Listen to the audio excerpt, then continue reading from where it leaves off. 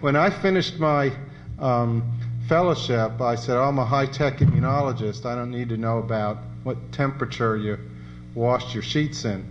But Dr. Tom Platts-Mills, who's currently at Medical College of Virginia, but then he was in London at Brompton Hospital, he's designed a study where the asthmatic people did everything normal, whether they would work or school or whatever, but at nighttime they jumped in the taxi cab, took it to a dust mite-free room at Brompton Hospital, and they slept in a dust mite-free room. That was the only intervention. No medicine, no nothing, just sleeping without exposure to dust mites. He followed them for 3 months. He had enough money to arrange this. Ultimately, it was demonstrated that they were less allergic to dust mites when challenged with them. They had fewer symptoms and better pulmonary function, less need for their rescue inhalers.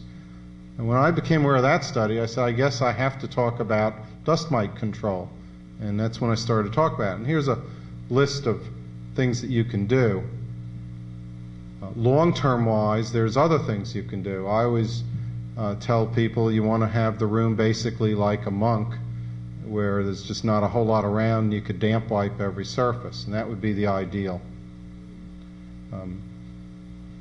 With children, we can tell parents to put the stuffed animals in the freezer, and I don't recommend buying an air filter just for dust mites because they settle quickly and air filter won't pick them up.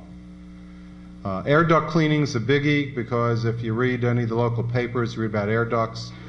Well, let's read it together. No evidence that this is effective for house dust mites. May be beneficial for removing dirt that's in the air ducts, but not for dust mite allergy.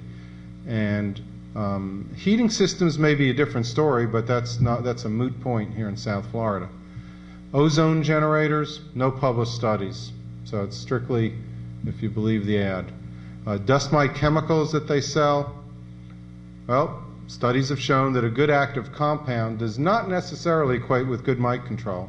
So I did research for years with the world's foremost acariologist, which is the type of entomologist or insect specialist into mites in general. His name's Larry Arlian at Wright State in Dayton, Ohio. So I'll always, whenever I see him, I say, Larry, what does this work? And he'll say, oh, it works in my lab in a little swatch of carpet. So I know exactly what he means. Animals. Well, that's a big cause. Are there any studies showing if you get rid of the animal, you do better? Well, there's no real good studies, believe it or not. There could be some reasons for it, and it could be that anybody that's been in a home with a cat or a dog or in school is probably carrying it on their clothing. But the recommendation is don't have the animals around. Cockroach allergen, I'm not too impressed with it as an allergen here.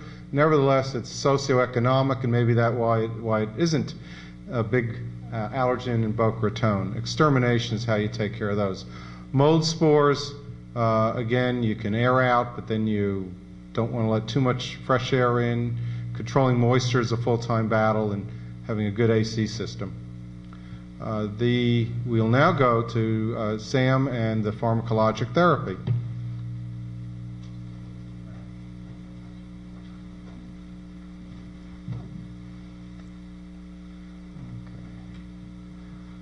This is a cute slide. I forgot which drug rep came in. I think Merck has this, but here's the Titanic, the patient with asthma approaching his symptoms, and this is what most patients see and most people are familiar about when we talk about asthma.